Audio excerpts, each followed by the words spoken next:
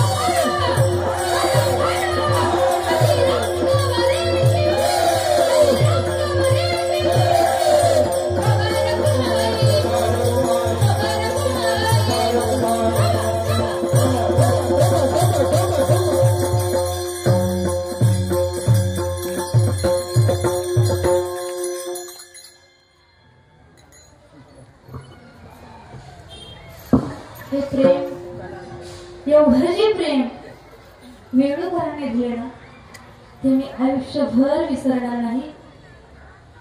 एकच सांगून जाईल, जीवन जगत असताना हार हा फक्त शेवटच्या वेळेस घेतला जातो. परंतु परमार्थ क्षेत्रामध्ये आला ना तर परमार्थ क्षेत्रामध्ये आल्यानंतर आयुष्यभर भगवंत हार घालायला होतो. एवढी कृपा त्या भगवंताची करायची असेल ना तर त्या भगवंताची तुम्ही सेवा करा. जीवन जगत असताना कीर्तन हे कुठे शिकायला गेलेले नाही, गायन हे कुठे शिकायला गेलेले नाही, परंतु विष्णूमाऊली ज्ञानोबरायांची एवढी कृपा झाली, एवढी कृपा झाली. माझ्या सद्गुरू माऊलींची, श्रीपाद बाबा रामदास बाबांची, नवीन होय माझ्या आई वडिलांची एवढी कृपा झाली. आत्वारी करून सांगतो वेद बोले हात उभारुनी भक्ती बिन मोक्ष. हे वेद सांगतो की भक्ती केल्याशिवाय मोक्ष प्राप्त होत नाही. नामदेव महाराज पुढील चरणामध्ये सांगतात भक्तीचं ज्ञान पाहिजे तरी तेचे ज्ञान जाणया लागून संता ओळागून बशकीचे. मोक्षाचं ज्ञान पाहिजे तर फक्त आणि फक्त संतांना शरण जा. आणि एकदा का संतांना शरण गेला, संतांची सेवा केली, त्या भगवंताचं नामस्मरण गुणगान गायलं आणि संतांना वश करून घेतलं, मोक्ष तुम्हाला मिळालाच म्हणून समजा. नामदेव महाराज पुढील चरणामध्ये जाऊन सांगतात संतांना शरण गेला, त्याचं ज्ञान मिळवलं, मग प्रपंच कसा आहे? प्रपंच हा खोटा वासू लागतो. प्रपंच हा खोटा शास्त्राने निवडिला पाहिजे साक्षीला सद्गुरु तो. प्रपंच हा खोटा आहे परंतु तो शास्त्राने निवडलेला आहे. त्यासाठी साक्षीला कोण पाहिजे तर सद्गुरु पाहिजे, संत पाहिजे. एकदा का जीवनामध्ये संतांची संगत घडली, नामदेव महाराज म्हणतात एकदा का जीवनामध्ये संतांची सेवा घडली, त्यांची कृपा झाली तर ते मोक्षाचं ज्ञान नव्हे नव्हे मोक्ष आपल्याला मिळालाच म्हणून समजा. नामा म्हणे सेवा घडावी संताची, घ्यावी कृपा त्याची, तेचे ज्ञान. ते ज्ञान कोणतं तर मोक्षाचं ज्ञान. हा झाला अभंगाचा थोडक्यात सरळ म्हणला.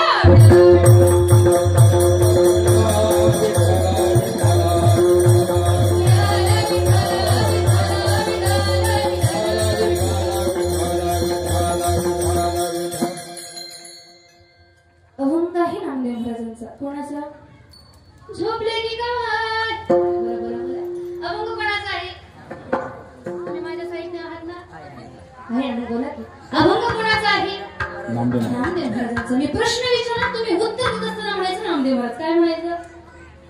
माझ्यापेक्षा तुमचा आवाज मोठा यायला पाहिजे लो. काय म्हणायचं? नामदेव महाराज. सर्वांनी म्हणायचं. जगातील आद्य कीर्तनकार कोण? जगातील आद्य कीर्तनकार कोण? नामदेव महाराज. ज्यांच्या हातून भगवंत साक्षात विश्वाचा मालक नैवेद्य खातो त्या संतांचं नाव, नवे नवे दूध ग्रहण करतो त्या संतांचं नाव. नाही नाही हो, कुत्र्यातील ओळखीत आला नाही हो. सांगितलं देवा अरे थांब रे, कोरडी रोटी खाऊ नकोस, हे तुपाची वाटी घेऊन जा असं म्हणणारे संतांचे नाव. ज्यांच्या ताटामध्ये साक्षात विश्वाचा मालक जेवायचा त्या संतांचं नाव. जरा मोठ्याने संतांचं नाव. नवी नवी साक्षात विश्वाचा मालक त्या संतांच्या घरी अंघोळी करता जायचा त्या संतांचं नाव. संतांचं नाव. ज्यांचा आज अभंग सेवी करता घेतलेला आहे त्या संतांचं नाव. जरा मोठ्याने संतांचं नाव. नामदेव महाराज.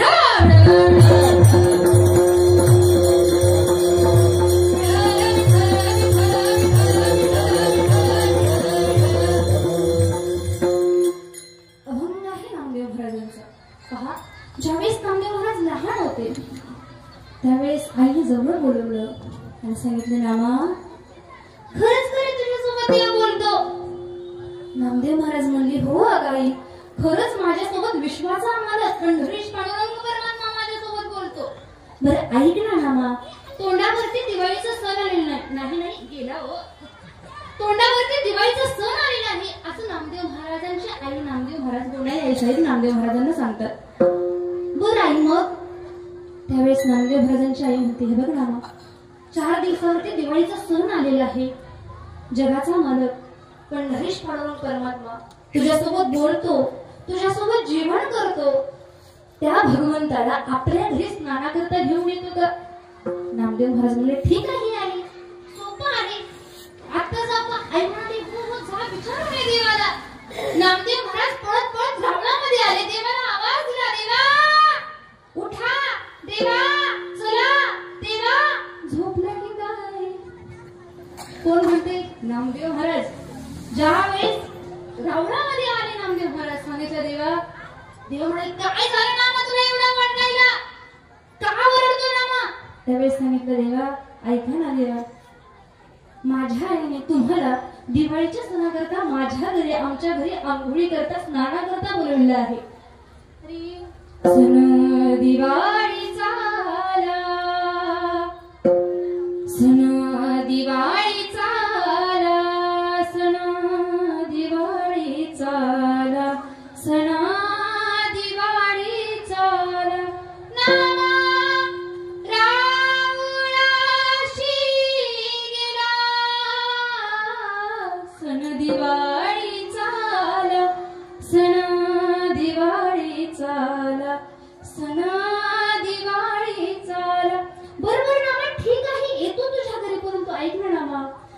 4 दिवसावरती दिवाळीचा सण आहे, थांब ना नामा, येतो ना मी. सांगितलं. नामदेव महाराज म्हणतात, अरे देवा, हे बघ, माझ्या आईने तुला बोलवलेलं आहे, दिवाळीला तुला यावंच लागेल. हो नामा, येतो. परंतु कधी नेलंय हो देवा? नामदेव महाराजांना सांगितलं, उद्या नेलंय. किती वाजता येऊ देवा? नामा, 4 वाजता येऊ. नामदेव महाराज दुसऱ्या दिवशी 4 नव्हे, पाठी ब्रह्ममुहूर्तावरती उठले आणि उठल्यानंतर पळत रावणामध्ये गेले. रावणामध्ये गेल्यानंतर देवाला आवाज द्यायला सुरुवात केली. देवा उठा, देवा चला, देवा झोपले की काय? देव म्हणले, अरे देवा रामा, रात्रभर डोळ्याला डोळा नाही, तू सांगतो झोपलो काय?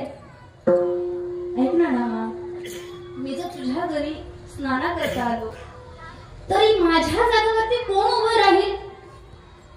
त्यावेळेस नामदेव महाराजांनी सांगितलं, देवा काहीही करा, परंतु तुम्हाला यावं लागेल. बरं नामा, ऐक ना, मी काहीही करतो, त्यासाठी तू थोडस काहीही करायला तयार आहेस का? नामदेव महाराजांनी सांगितलं, देवा मी काहीही नव्हे, तुमच्यासाठी काहीही तयार आहे, काहीही करायला तयार आहे. बरं देवा. नामदेवा ऐक ना, मी तुझ्या घरी स्नाना करता जातो, परंतु तू माझ्या जागेवरती उभं राहा. देवा असं कसं? देवा जमणार नाही देवा, मी जाणार नाही देवा, मी थांबणार नाही देवा इथं. मग राहू दे, मी तरी कशाला तुझ्या घरी स्नान करता जातोय? कोण सांगते? साक्षात विश्वाचा मालक नामदेव महाराज म्हणतात, सन दिवाळीचा आला, सन दिवाळीचा आला, नामा रावणाशी गेला. नामदेव महाराजांनी भगवंताच्या हाताला पकडलं आणि घराकडे ओढत चालवलं. नाही नाही देवा, तुम्हाला यावं लागेल. हाती धरुणी देवाशी, हाती धरुणी देवाशी, चला आमुच्या घराशी, हाती धरुणी देवाशी, हाती धरुणी देवाशी. सांगितलं ना, मग तुला उभं राहावं लागेल तर मी जातो.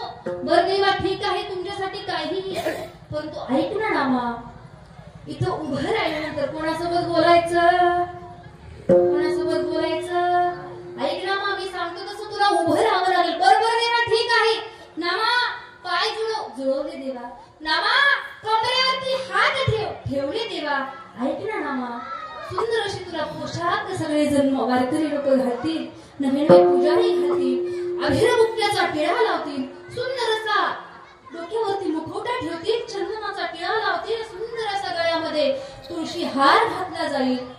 नामा ऐक ना नामा, बघ नामा, लोक येतील, तू विटेवरती उभा आहे, साक्षात पांडुरंग परमात्मा म्हणजे मी उभा आहे असं समज. नामा ऐक, लोक येतील, तुला सुंदर सुंदर फुलाचा वास येतील, वास घ्यायचा नाही, वास घ्यायचा असं कसं देवा? वास घ्यावा तरी लागेल. ऐक नामा, लोक येतील दर्शनाला, बोलायचं नाही. ऐक देवा, लोक दर्शनाला येतील, सुंदर सुंदर पेड्याचा बोक्स सारखी तुझ्या तोंडाला लावतील, खायचा असं कसं देवा? सगळ्यांचं तुम्ही खाता, परंतु माझं तर मी नाही खायचं. साक्षात विश्वाच्या मालकाने, ऐका, साक्षात विश्वाच्या मालकाने माझ्या नामदेव महाराजांच्या हातचं नैवेद्य खाला. पाषाणाची मूर्ती कापी थरथरा, पाषाणाची मूर्ती कापी थरथरा,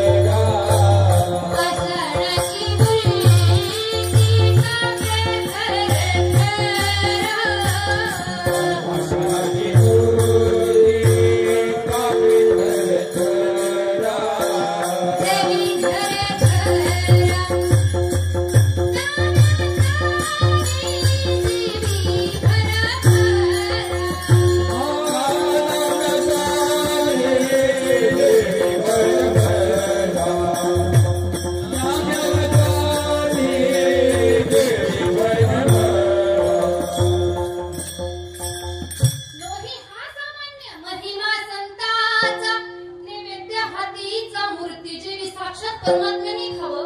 नामदेव महाराज म्हणतात तेव्हा तुम्ही खाता आणि मला सांगता का नको खायला? हे बघ ना, जाणार नाही मग घरी. बरोबर देवा, देवा ठीक आहे, राहतो मी, नाही खात कोणाचं, परंतु मला सांगा, आपण पंढरपूर क्षेत्रामध्ये गेल्यानंतर किती ओढ लागते व चंद्रभागेला स्नान केल्यानंतर भगवंताला भेटायची. भेटी लागी जीवा, एवढी ओढ लागते भगवंताला भेटण्यासाठी की देव मला कधी दिसतोय, कधी पाहतोय मी त्या पंढरीश पांडुरंग परमात्म्याला, एवढी ओढ लागते. देवाने विचार केला, रोज तर मी या जागेवरती विटेवरती उभाच आहे, परंतु आज माझा नामा ह्या जागेवरती उभा राहणार आहे.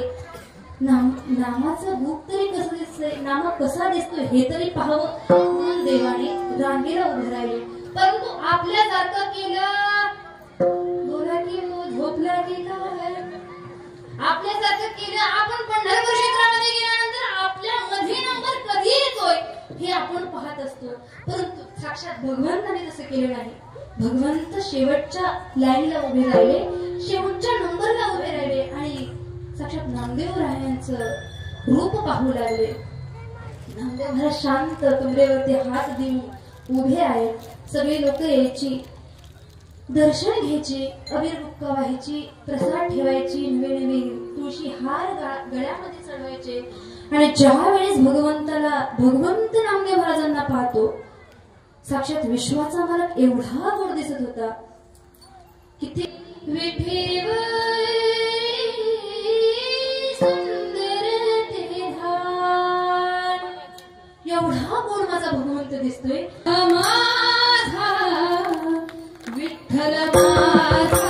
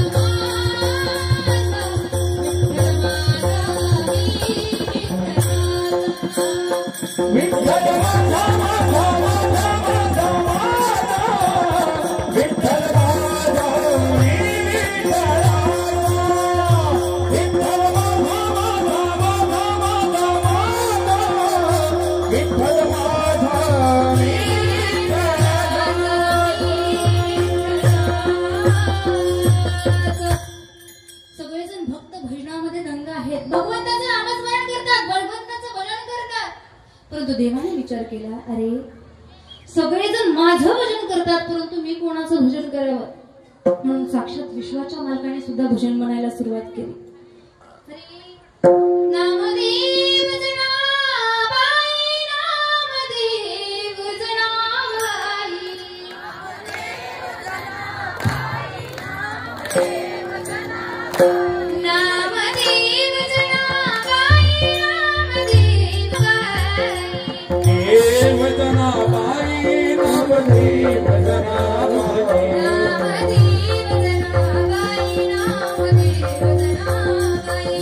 नामदेव जनाबाई, नामदेव जनाबाई, नामदेव जनाबाई, नामदेव जनाबाई, नामदेव जनाबाई, नामदेव जनाबाई, नामदेव जनाबाई.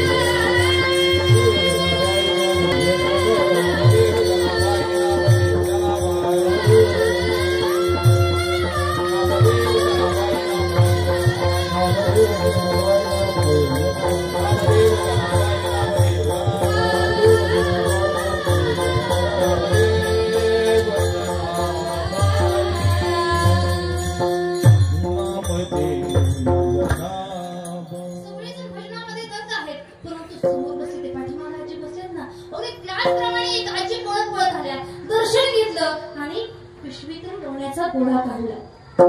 देवाने काय सांगितलं होतं खायचं? पिशवीतून ताजा ताजा लोण्याचा गोळा काढला आणि देवाच्या तोंडाला म्हणजे नामदेव महाराजांच्या तोंडाला लावला. नामदेव महाराजांनी विचार केला, खाऊ का? विचार केला खाऊ का?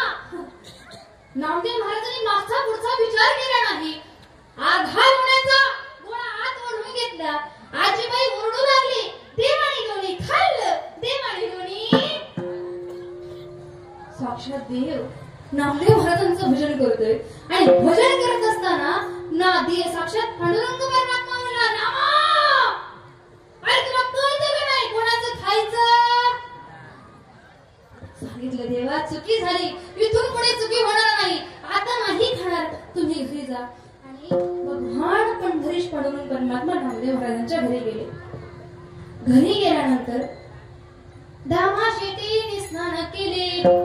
दामा शेट्टींनी भगवंताला स्नानासाठी पाणी मिसळून दिलं आणि भगवंत मस्तपैकी सुंदर अशा पाट्यावरती बसले. चंदनाच्या लेपाने भगवंताला सर्वांनी चंदनाचा लेप लावला. मस्तपैकी सुंदर सुंदर अशी अंघोळ सर्वांनी घातली. गोनाई आई साहेब, जनाई आई साहेब सर्वांनी अंघोळ घातली. नवी नवी दामा शेट्टींनी सुद्धा अंघोळ घातली. सर्वांनी अंघोळ घालून झाल्यानंतर ज्यावेळेस भगवंताला पुसण्याची वेळ आली ना, त्यावेळेस मला तुम्ही सांगा, आपल्या छोटस लहान लेकरू असतं, ते लेकरांना आपण कशाने पुसतो आजी? कशाने पुसतो? टॉवेलने पुसतो, टॉवेलने पुसतो. परंतु माझ्या गोनाई आई साहेबांनी टॉवेल आणलाच नाही हो. गोनाई आई साहेबांनी पुसलं. पदरमाथाचा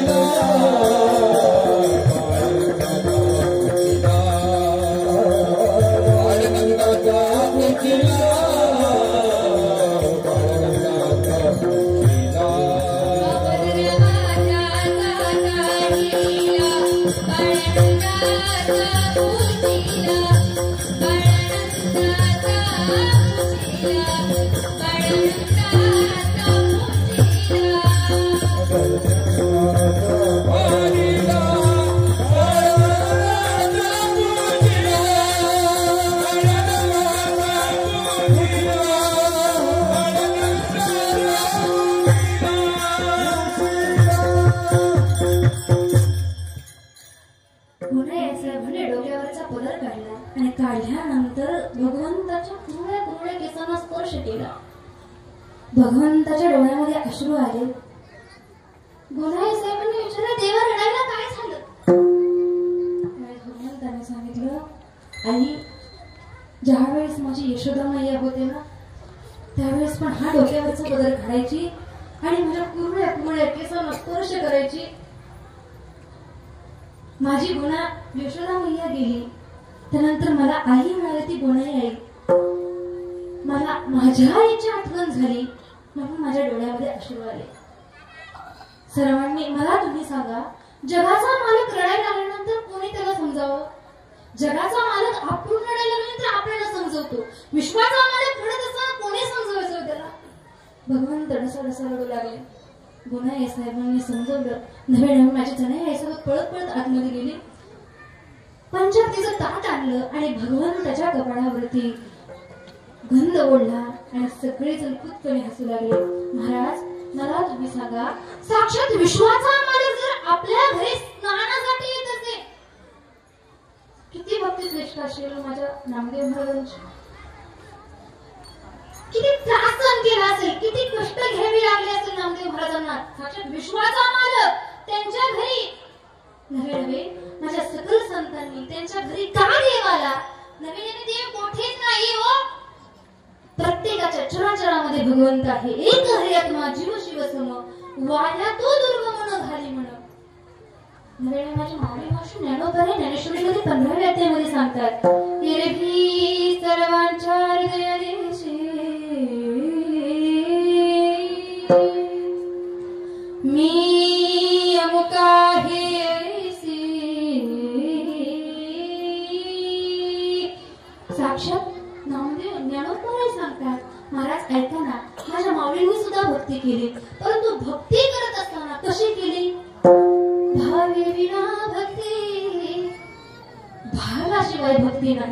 म्हणून जीवन जगत असताना माझ्या नामदेव महाराजांनी भक्ती केली आणि मुक्ती मिळवली अभंगाचं प्रदर्शन. मुक्ती बिन मोक्ष नाही हातीचा, मुक्ती बिन मोक्ष नाही हातीचा, मुक्ती बिन मोक्ष नाही हातीचा, मुक्ती बिन मोक्ष नाही हातीचा.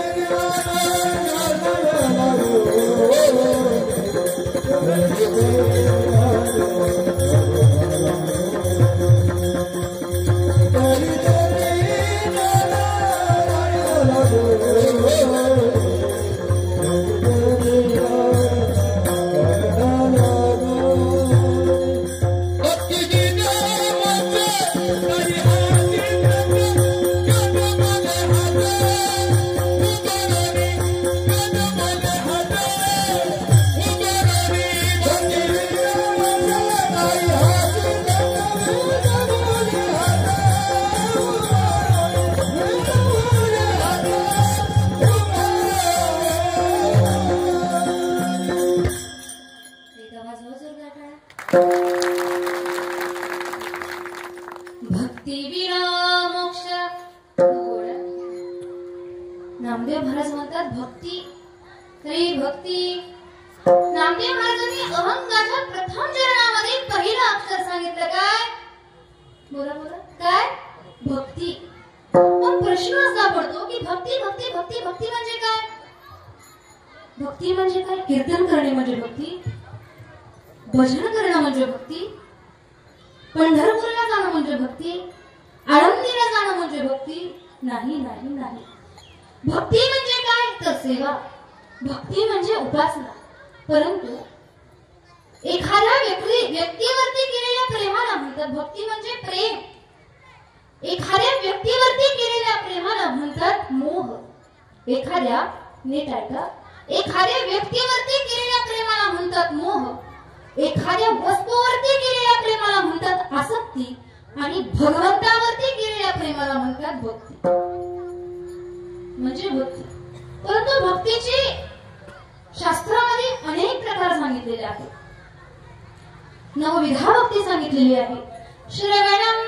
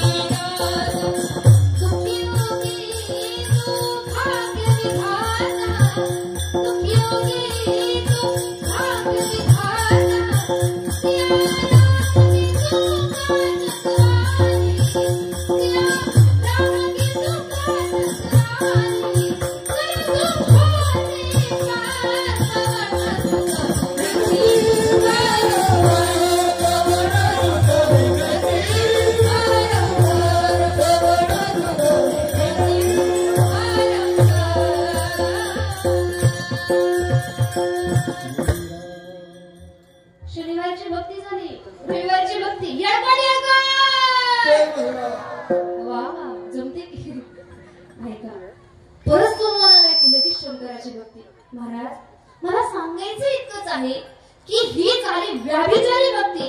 दररोज वेळोवेळी देवांची सेवा करणं म्हणजे व्याभिचारी भक्ती. तो देव नाही पाहिलं पावला की तो दुसरा देव. काळूबाई नाही पावले की पंढरीचा पांडुरंग परमात्मा नाही. पंढरीचा पांडुरंग परमात्मा पावला की मसोबा नाही पावला की लगेच दुसरा देव. ही झाली व्याभिचारी भक्ती. आणि माझ्या संतांनी केली ना ती फक्त आणि फक्त अव्यभिचारी भक्ती. म्हणजे आयुष्यभर एकाच देवाची सेवा करणं म्हणजे अव्यभिचारी भक्ती.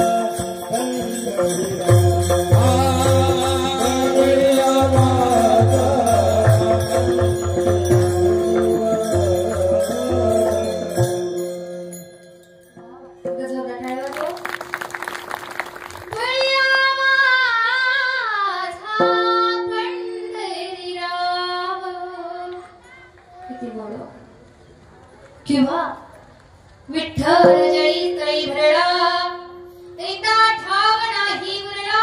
जुन्या दृष्टीने पाहिला विठ्ठलची विठ्ठल. किंवा एकाच देवाची सेवा करणं देह जाओ जाओ जाओ अथवा राहो परंतु पांडुरंगी दृढ भाऊ. एवढा विश्वास भगवंतावरती पाहिजे की तू वाटोळा कर तू काहीही कर परंतु तिला तुला ती सोडणार नाही. ही झाली अव्यभिचारी भक्ती. मला तुम्ही सांगा भक्त्या पाहिल्या दोन प्रकार सांगितले. एक व्याभिचारी आणि दोन अव्याभिचारी. नवविधा भक्ती सांगितली परंतु अजून दोन भक्तीचे प्रकार सांगते. एक पराभक्ती आणि दुसरी अपराभक्ती. जीवन जगदासाने भगवंताने देह दिला. भगवंताच्या सेवेकरता नवीन नवीन भक्ती करता. जर तुम्हाला मोक्ष पाहिजे असेल अभंगाचं पहिलं अक्षर आहे भक्ती. म्हणजे भक्ती केल्याशिवाय मोक्ष मिळत. मग अभंगाचा दुसरा शब्द आहे मोक्ष. मग मोक्ष मोक्ष मोक्ष म्हणजे काय हो? मोक्ष म्हणजे काय हे सांगा. मोक्ष म्हणजे काय तर मुक्ती. मुक्त्यांचे प्रकार किती? मुक्त्यांचे प्रकार 4. स्वरूपता, समीपता, स्वरूपता आणि सायुज्यता. ह्या 4 मुक्ती जर मिळवायच्या म्हटल्या तर भक्ती करणं गरजेचं आहे. आणि एकदा का भक्ती केली त्या भगवंताला शरण गेला संतांची सेवा केली तर मोक्ष मिळल्याशिवाय राहणार नाही. हा वेद हातवारी करून सांगतो. कोणता वेद? जो वेद भगवंताचं नामस्मरण करायचा. आधी माऊली मावशी नरपरे हरिपटाच्या दुसऱ्या अभंगामध्ये सांगतात 4 वेदी गान 18 पुराणे हरिसी गाती. जो भगवंत त्या विश्वाच्या मालकाचं भजन करायचं गुणगान करायचं ते वेदाला सुद्धा त्या भगवंताचा अंत लागला नाही हो. वेद नाही कळला वेद नाही कळला अंत पारयाचा कानडा राजा पंढरीचा. राजा पंढरीचा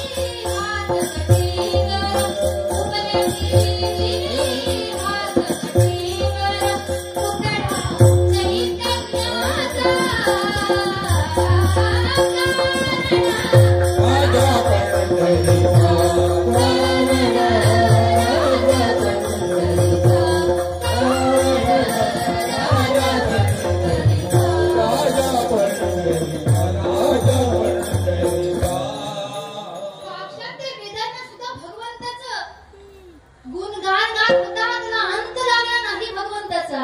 तो वेद सांगतो की भक्ती केल्याशिवाय मोक्ष प्राप्त होत नाही, म्हणून तुम्ही भक्ती करा. परंतु माझे नामदेव महाराज दुसऱ्या चरणामध्ये सांगतात, तरी त्याचे ज्ञान कोणतं ज्ञान, तर माऊली महाराज ज्ञानोबर आहे. ज्ञानेश्वरीमध्ये खूप गोड सांगून जातात. माऊली म्हणतात ते ज्ञान मिळवायचं ना, तर ऐका, ते ज्ञान पैगाबरावे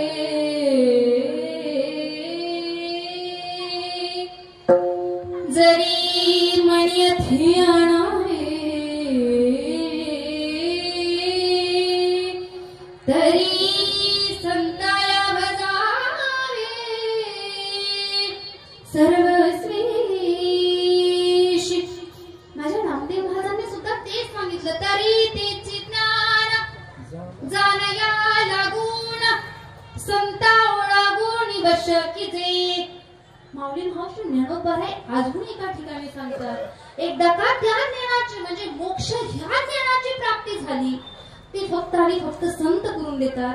माऊली महाराज ज्ञानोबर आहे. अजून एक ओवी सांगून जातात 15व्या अध्यायामध्ये 15व्या श्लोकामध्ये. माऊली म्हणतात, परी संतास व्यवस्था योग ज्ञान पैसता गुरु चरणा उपासिता वैराग्यासी. माऊली महाराज ज्ञानोबर आहे. म्हणतात ते ज्ञान जर मिळालं, भक्ती केली आणि ते ज्ञान मिळालं तर परिणाम काय होतो, ते ज्ञान दे प्रतिष्ठे मग शांतीचा अंकुर फुटे आणि विस्तार भूप्रगटे आत्मबोधाचा. ते ज्ञान कोण देत, तर गुरु घाली ज्ञानांजना गुरु धाकवी निज धड. गुरु घाली ज्ञानांजना गुरु धाकवी निज धडा, गुरु सौभाग्य देऊना साधू बुधना धवी. म्हणून माऊली महाराज ज्ञानोबर अजून एका ठिकाणी सांगतात, म्हणून जाणतेने गुरु भजिजे तेने कृत्य कार्य होईजे, जैसे मूळ सिंचन सहज शाखा पल्लव संतोषती. म्हणून माऊली म्हणतात, भक्ती करायची ना, तर भक्ती ही भावाशिवाय भक्ती नाही.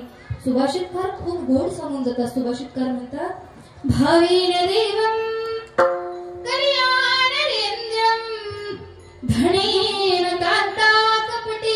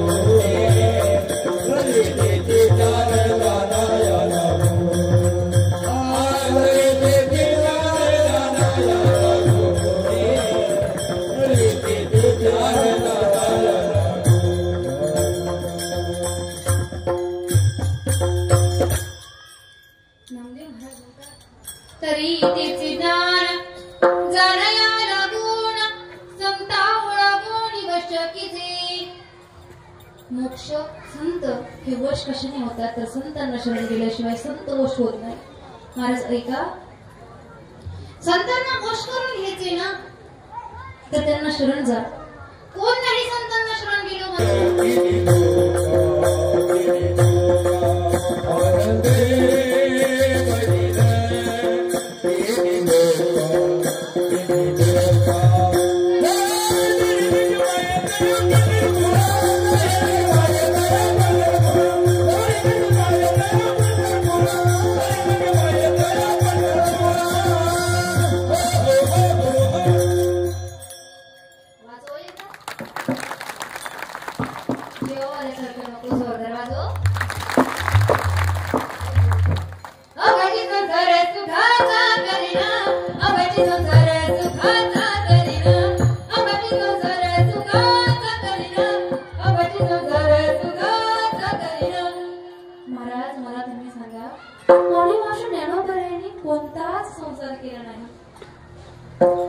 तरी पण माऊली म्हणतात अवघाचे संसार सुखाचा करीन आनंदी भरीन दिव्य लोक. माझ्या माऊली मावशी ज्ञानोबरांनी सगळ्या जगाचा संसार केला. मला तुम्ही सांगा किती वय होतं माझ्या माऊलींचं? किती वय? अहो 16 वर्ष धोक्याचं. परंतु माऊलींनी संसार केला. 16व्या वयामध्ये माऊली मावशी ज्ञानोबरांनी संसार केला. आपण म्हणतो 16वं वर्ष धोक्याचं, परंतु नाही हो. मला तुम्ही सांगा ज्यावेळेस माझ्या माऊली मावशी ज्ञानोबरांचे आई वडील त्यांनी देहांत प्रायश्चित्त घेतलं. कारण का तर विठ्ठल रंगांनी संसार सोडून प्रपंच सोडून संन्यास घेतला म्हणून त्यांना शिक्षा एकच दिली. धर्मवर्तनाने सांगितलं तुम्हाला फक्त आणि फक्त शिक्षा देहांत प्रायश्चित्त. का एवढं पाप केलं होतं का त्यांनी? सांगा ना मला. 4 लेकरं गोंडस बाळ. मला तुम्ही सांगा ज्ञान त्यासारखा ज्ञाना 6 दिवस झाले. 6 दिवस झाले माझे विठ्ठल बंध आणि रुक्मिणी मातेला जाऊ. ज्यावेळेस विठ्ठल बंध आणि रुक्मिणी माता देहांत प्रायश्चित्त घ्यायला गेले ना त्यावेळेस माझ्या मुक्ताईला 6 दिवस झाल्यानंतर हे लेकरं ढसा रडले हो. मला तुम्ही सांगा आज माझ्या जीवनामध्ये सुद्धा माझे वडील नाहीत. जीवनात सगळी नाते भेटली परंतु एक नातं नाही. त्यांची भर कोणीच भरून काढत नाही. त्यांची सर कोणालाच येत नाही. आई आणि वडील हे एवढे गोड असतात ते आपल्याला काहीच काढून देतात. परंतु बाकी कोणाचीही ताकद होत नाही की आपल्याला सगळ्या गोष्टी पुरवाव्या. 6 दिवस झालं माझी मुक्ताई उपाशी आहे. 6 दिवसांनी ज्ञानदादाला सांगितलं दादा भूक लागली रे दादा काहीतरी खायला घ्या दादा. छोटस लेकरू सांगितलं दादा ज्ञानदादाला. ज्ञानदादाने मागचा पुढचा विचार केला नाही. कुंतीची झोळी काढली काकल हळदवली आणि ज्ञानदादाने आनंदीमध्ये प्रवेश केला. पहिल्या घरामध्ये ज्ञानदादा राहायचे. ओम भवती भिक्षांमध्ये म्हणायचे. जोडी समोर काढायचे ज्ञानदादा. दुसऱ्या दारामध्ये जायचे. ओम भवती भिक्षांमध्ये म्हणायचे. परंतु दार लावलं जायचं. ज्ञानदादा मागचा पुढचा विचार करायचे नाही. तिसऱ्या दारामध्ये जायचे. पुढल्या दारामध्ये तरी आता मी त्याला आपल्याला थोडं. मला तुम्ही सांगा आपल्या जीवनामध्ये दुःख आहे का? एवढी वेळ देवाने भगवंताने आपल्यावरती आणली का? नाही ग. ज्ञानदाने तिसऱ्या घरामध्ये जावं. ओम त्यातले ते टरटर फाडायचे आणि फाडल्यानंतर ते पीठ मातीमध्ये टाकायचे. मला तुम्ही सांगा कोणता व्यक्ती असा आहे की खाली पडलेलं पीठ खाली पडलेली भाकर पुन्हा आपल्या ताटामध्ये उचलून घेईल? तिथं बसल्यानंतर आहे आहे आहे आहे नाही हो. विसर्वाकाने विचार करावा. मी पुढे निघून गेल्यानंतर हा ज्ञाना ते वरचं पीठ उचलून घेईल आपल्या झोळीमध्ये टाकेल आणि शुद्ध वेटाकडे घेऊन त्यांची भूक थोडी तरी शिकवेल. मला तुम्ही सांगा आहे का आपल्या जीवनामध्ये एवढं दुःख? आहे का? नाही हो. विसोबा काकांनी विचार नाही करावा. विसोबा काकांनी त्या पीठावरती पाय द्यावा आणि ते पीठ मातीमध्ये रचून टाकावं. एवढ्या निर्दयी काळजाची लोक जीवनात असतात. ज्ञानदानाच्या वेळेस होऊन गेले. आता आहेतच, आता सुद्धा आहे, परंतु एवढे नाही तो. विसोबा काकांनी विचार करावा. ते खाली पडलेलं पीठ पायाने मातीमध्ये घालून टाकावं आणि टाकल्यानंतर ज्ञानदानाने ती फाडलेली झोळी तोंडामध्ये घालावी आणि तसा तसा रडत सिद्ध वेळेकडे यावं आणि ताटी सुद्धा हार लावावं. माझ्या मुक्ताईने पाहावं, दादा रडत आहे, दादाला काही मिळेल नाही, दादा तसाच मोकळा आलेला आहे. ताटी सुद्धा हार लावल्यानंतर माझ्या मुक्ताईने जवळ जावं आणि सांगावं, दादा योगी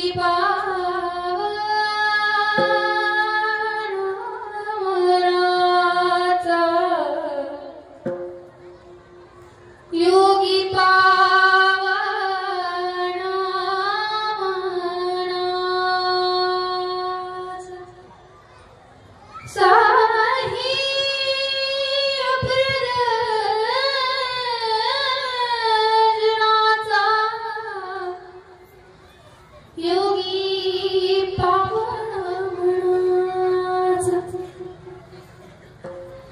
माझ्या भक्ताईने सांगो, दादा विश्वरागी झाले बनी, संती सुखी भावी पाणी. दादा ते आपलीच मंडळी आहेत. जेव्हा दादाने चावले दादा, परंतु कोणी बत्तीशी पाहिली का? जेवता जेवता खाता खाता अन्न गिळता गिळता जर जीव सहज सहज जीव चावली तर मला तुम्ही सांगा, कोणी दात पडते का? हो दादा, उघडाणा ताटी दादा.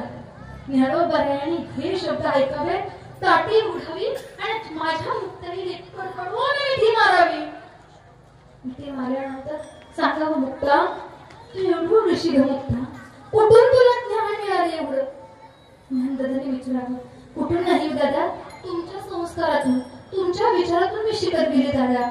मला तुम्ही सांगा, एवढं दुःख आपल्या जीवनामध्ये आहे का? प्रश्न एकच आहे, एवढं दुःख अवघाची संसार केला, परंतु आळंदीमध्ये जाण्यासाठी परवानगी मागावी लागत होती. विचारावं लागत होतं, काका जाऊ का आळंदीमध्ये इंद्रायणीमध्ये स्नान करण्याकरता? जाऊ? परवानगी मागावी लागत होती. काका जाऊ का विचारणा मागण्याकरता? जाऊ? मला तुम्ही सांगा, आज आळंदीमध्ये गेल्यानंतर इंद्रायणी आपली असल्यासारखं आपण वागतो, जातो इंद्रायणीमध्ये स्नान करतो, नवे नवे घाण करतो. एवढे विचार आपले. माझ्या माऊली मावशी ज्ञानोबरांचे विचार बघा किती गोड आहेत. इंद्रायणीमध्ये जायचे, फक्त स्पर्श करायचे, इंद्रायणीला सांगायचे, इंद्रायणी माते माझ्या आई वडिलांनी देहांत प्रायश्चित्त घेतलं, परंतु तू पदरात घे ना, आमची आई हो ना. खरंच हो, इंद्रायणी माताने कृपा केली, माझ्या ज्ञानोबरायांना पदरामध्ये घेतलं. ज्या आळंदीमध्ये विश्वमागे ज्ञानोबरायांना एक टाइमिंगचा अन्न मिळाला नाही. ऐका, खूप गोड वाक्य आहे. ज्या आळंदीमध्ये विश्वमागे ज्ञानोबरायांना एक टाइमिंगचा अन्न मिळालं नाही ना मला, त्याच आळंदीमध्ये आज कुत्रा सुद्धा उपाशी राहत नाही. ही ताकद कोणाची असेल तर माझ्या भक्त आणि भक्त विश्वमागे ज्ञानोबरायांची ताकद आहे. संत कृपा करतात ना, संत आपल्याला आशीर्वाद देतात ना. नवे नवे आज पहा समाधी सोहळा आहे, अजून 10 दिवसांनी 4 दिवसांनी काही समाधी सोहळा आहे. त्या समाधी सोहळ्याला आताच वारकरी निघालेले आहेत. त्या आळंदीमध्ये एवढी लोकसंख्या सामावते की जो जाईल तो तिथे सामावला जातो.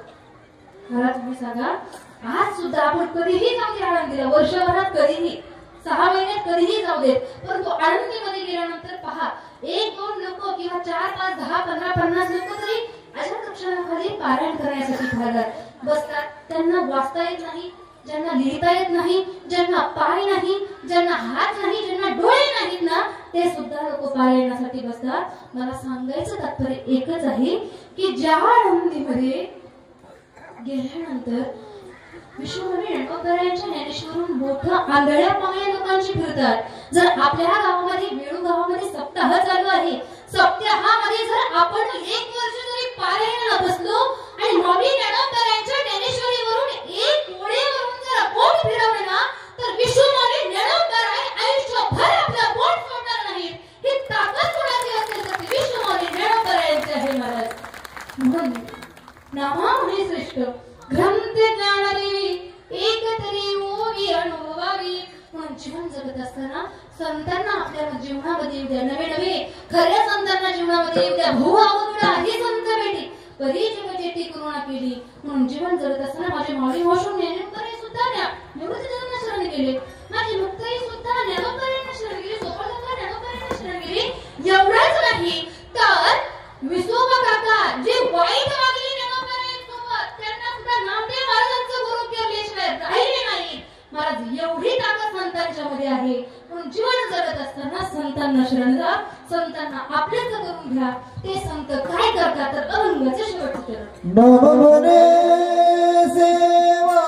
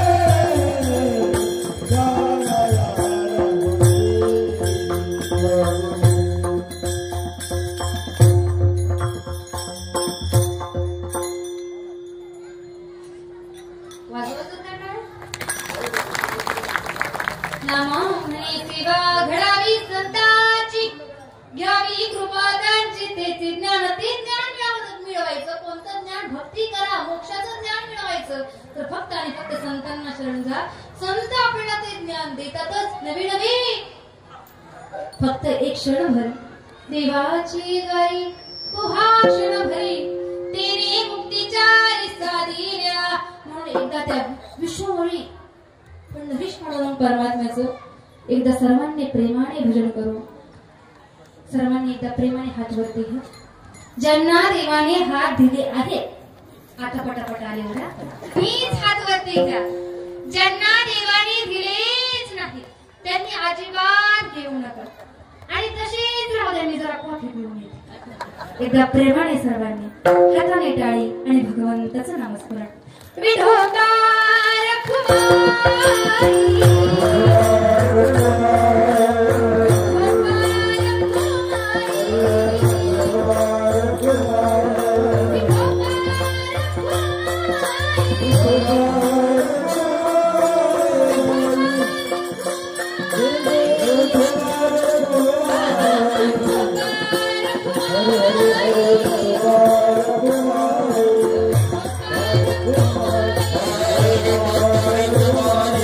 Hare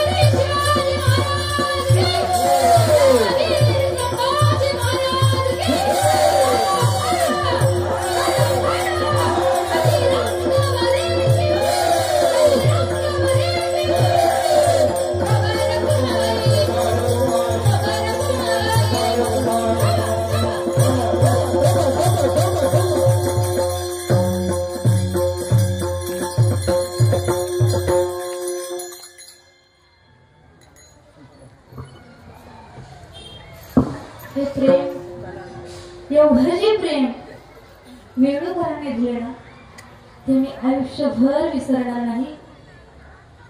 एकच सांगून जाईल, जीवन जगत असताना